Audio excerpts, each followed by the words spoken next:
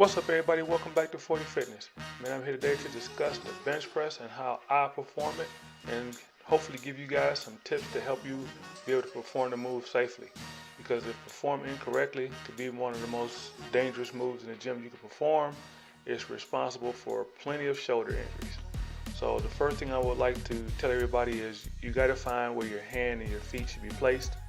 And one of the best ways to do that is to make sure your elbows are at a 90-degree angle, and to make sure your forearms is perpendicular to the floor, and then bring your hands straight up, and you should be able to find out or have a good idea where your hand should be placed. I use my finger next to my ring finger.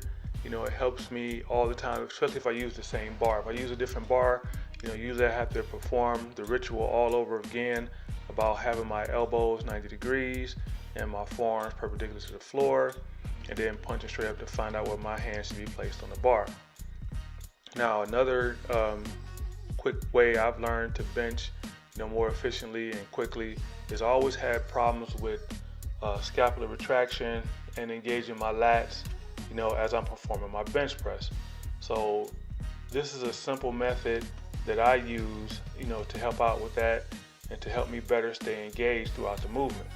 So what I do first is I hunch up, engage my lats, push my butt up in the air, push my butt down, still keep my chest pointed up, my scapula retracted, and then I perform my bench press. It's so much easier that way, because if you push your whole body up and then just lower your butt, your chest should stay up, your scapula should stay retracted, and your lats should stay engaged, and you can drive with your feet. Now, your feet should definitely be behind the knees. You should try to get your feet as flat as possible so you can push with your feet like I'm doing here, to generate power from the ground up. But the bench is really simple.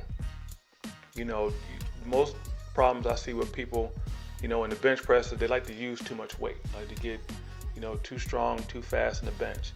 And trust me, it's better to use lighter weight and take it slow, and use a lot of heavy weight and have a lot of form breakdown and have a lot of injuries.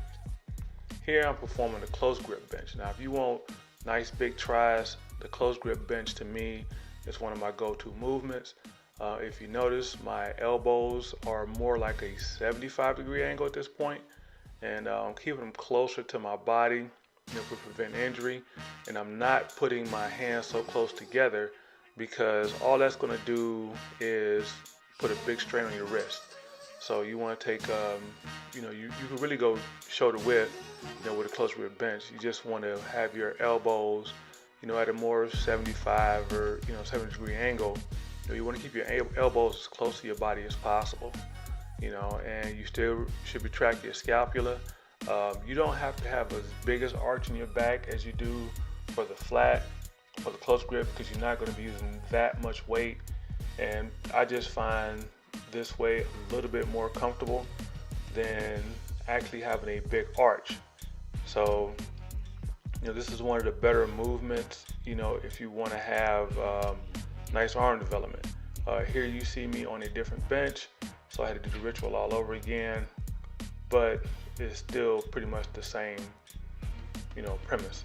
In this way, I save my shoulders. I don't have as many injuries, and I can bench. Once again, ladies and gentlemen, thanks for stopping by. I try to make this video as short, sweet, and simple as I possibly can. I think a 10-minute long video on benching is sometimes just too long. So just be careful, lower and check your weight, and be very meticulous with your form, especially if you're not really familiar with the bench press. Please stop by next time when we go over arm training, and the close grip bench is a very big part of that, because your triceps is third of your arm, and we're going to talk about genetics and insertions and all that good stuff. So thanks for stopping by 40 Fitness, ladies and gentlemen.